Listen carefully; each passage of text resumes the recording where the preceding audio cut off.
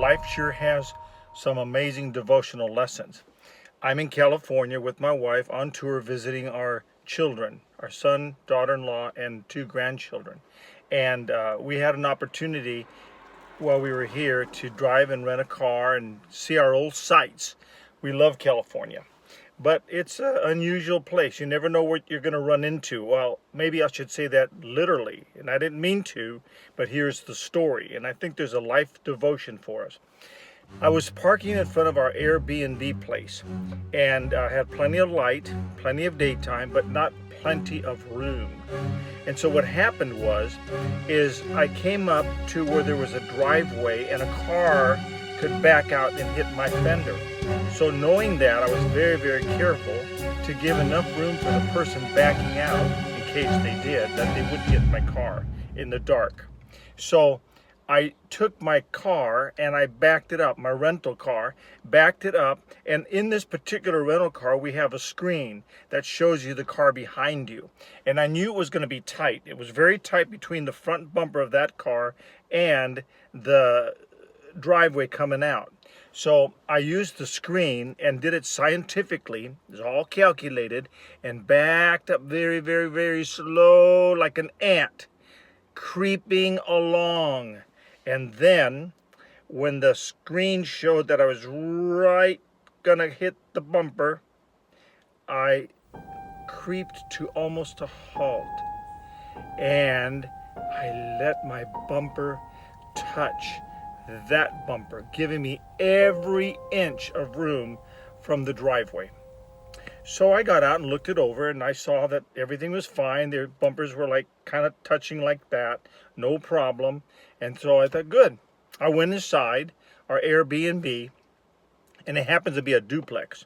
So the person next door that we're renting from, the son that looks to be about 25, knocks on our door, comes out and says, "You hit my car." I said, "Hit your car? I didn't hit your car." He says, "Yes, look." And so we walked to the curb, and I knew I didn't. And sure enough, my bumper was lined up to his bumper.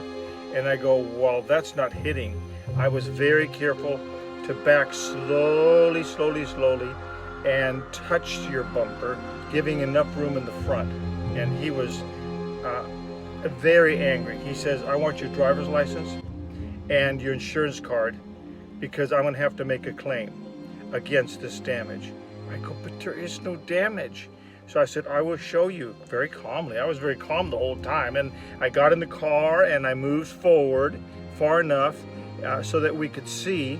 And I said, "Look, there's not a scratch, not a dent. It's as if I didn't even exist. And look at my car, look at your car." He goes, "No, I still want to make a claim.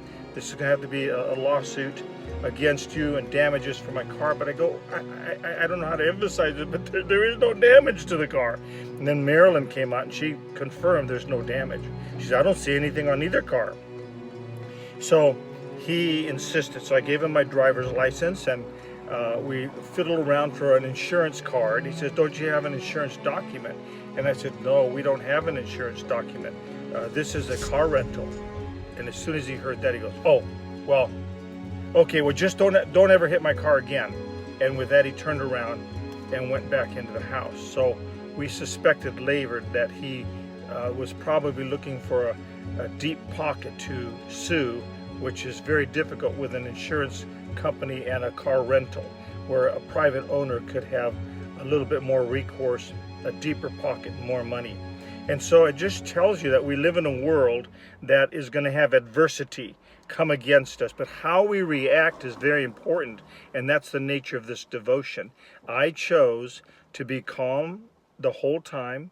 In fact, I told him afterwards, "I'm very, very sorry.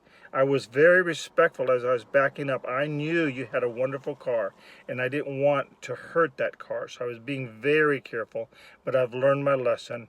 I'm so sorry. I won't ever do that again, not only to your car, but to other people's cars."